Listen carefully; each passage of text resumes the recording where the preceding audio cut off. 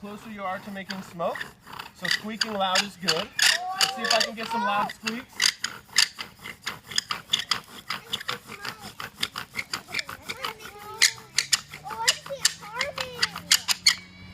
Look at that. You wouldn't want to touch that, okay? That could hurt you. I'll be very impressed if you all get some smoke. I've been practicing for 2 years, and so it takes a lot of effort. I'd have to do that for maybe 5 more minutes to get it hot enough and to get enough sawdust to make a hole or to make a coal. Okay, look at that dust in there. When the wood grinds together, little pieces of dust fall in the hole, and it gets really hot. Can you rub your hands together really fast? What happens? It gets hot. Friction makes heat. You get it hot enough, things will start to burn. Okay? So all that sawdust falls in the hole, and it starts to burn. Also dressed up to hunt. Take a look.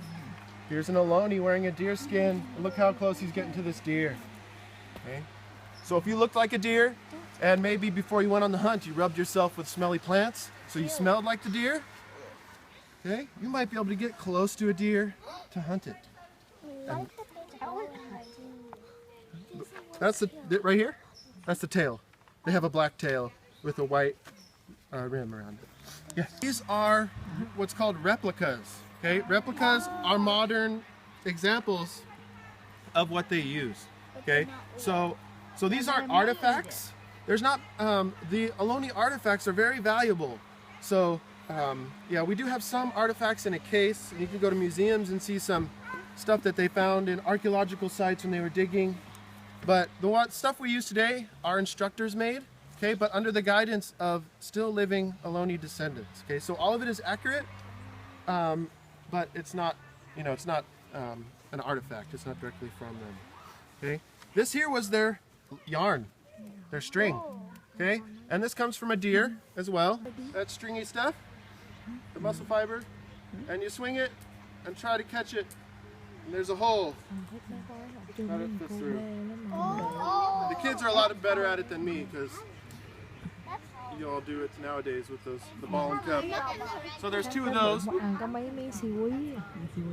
And one last picture. Take a look here. Who's this man? Shaman, yeah. Medicine man, or the spiritual leader of the tribe. They would hold ceremonies, heals people's sickness.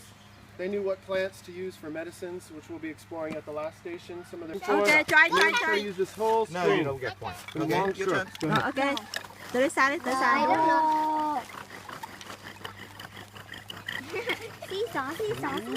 Starting to squeak a little bit. You're getting there. It's getting hotter.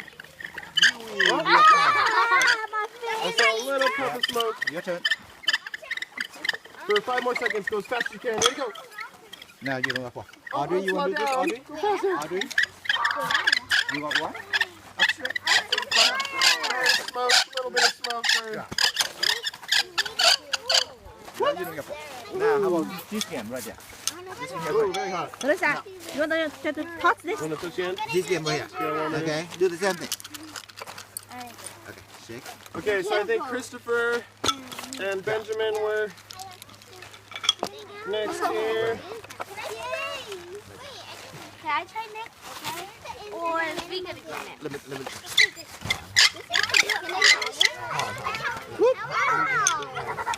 So you're kind of jerking it. Take out your hand. Take out your hand. You need to try to go smooth movements. Plants. We have cattail and tule at the top. Okay. We have stinging nettle, milkweed, and dogbane at the bottom. Yeah, milkweed, the monarch butterfly caterpillar's favorite food. Also a good rope. And they would make different things with plants to help them with their daily lives. Okay. What could you use this for? The basket. Yeah, what could you get with this basket? Well, if you caught an animal, maybe you could bring home your catch in this. But this was meant for berries and nuts. Okay, and it could be very big. Okay, and it can hold maybe 50 to 100 pounds of harvest.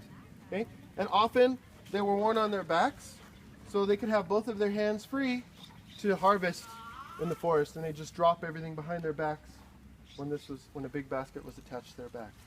Nope, not a boat. Someone yesterday said snowshoe or lacrosse. I'll give you a hint. Baby, it's a baby basket. They'd stick this sharp stick into the ground, okay, and then they would wrap their baby in a nice soft rabbit skin or deer skin blanket, and they'd put him in here and tie him in, and the baby could sit up and take a nap or watch the family work to prepare food, to prepare the acorns, or, okay. This is tule, pieces of big tule grass cut into small strips, and if you look on the ends, tule is filled with lots of holes. It's filled with lots of air. Okay, so this would float on the water. Okay, so if you got a lot of it, you could make a raft or a boat. Now, when I'm grinding this, my goal is not to get my one specific acorn ground down to mush. My goal is to grind everything that's in here to help break things down and to try and help make sure that all of this stuff gets made into food. So what I will do is I'll grind it a few times, then I would pass it on to someone else. We don't hold on to this tool for long, largely because we've only got one of them. Once we've done that, we can move on to the next step. But first, we're going to take a look at this. This is what we would call acorn flour. But does this look like the flour in your kitchens? No. Can anyone give me a reason besides it's brown? We know it's brown, acorns are brown, we're not worried about the brown. It's a little bigger, it's got these chunks. Do we want to eat chunks in our flour? No. So we're going to use this tool, this sifting basket, to try and get those out. Now, did Greg talk to you guys about the berry basket over at the Tule station? So you know that Ohlone baskets tend to have some kind of trick in them, some kind of special way they're built that helps them do their job. In this case, the sifting basket is really good at catching things between the fibers, especially small things. So I'm going to take it, I'm going to tap it on the edges, I'm going to turn it, and bits are going to start falling out. But which parts are falling out of it? The big ones. So I can move it around, I can tap, tap, tap, tap, tap, tap, tap, tap, tap. And Ohlone Indian student post evaluation. Now, just like before, if you guys think you know what you're doing, if you think you just want to read these and go ahead and circle answers, you can go ahead and do that. We're going to read the questions aloud for you guys as we go. We're going to give you a chance to try and circle these. Remember, circle only one answer. If you think you've got to change your mind, put a really clear X or something so we know. Is there a question over there? All right. Oh, you're finished? One moment here. So we're going to read the questions out loud for you guys. Okay, number 1. What common material did the Ohlone Indians use for making huts, baskets, and duck decoys? A. Acorns. B. Tule. C. Obsidian. Or D. Shells. Mark your answer. You already done? Number 2. Besides hunting, for what other purpose did the Ohlone Indians use a bow? A. As a walking stick. B. To grind acorns. C. To build a hut.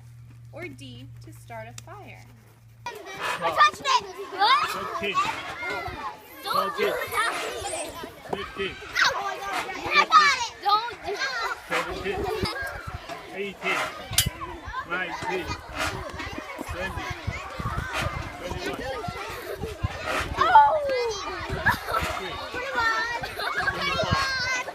25, 26, 27, 29. That one still? Did you get a picture? Yes. Oh, okay. Yes. Thank you.